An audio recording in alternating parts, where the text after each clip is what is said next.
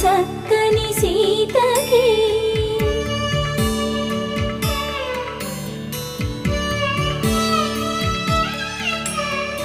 ఎర్ర జాబిలి చేయి రాముడేడని అడుగుతుంటే చూడలేదని పెదవి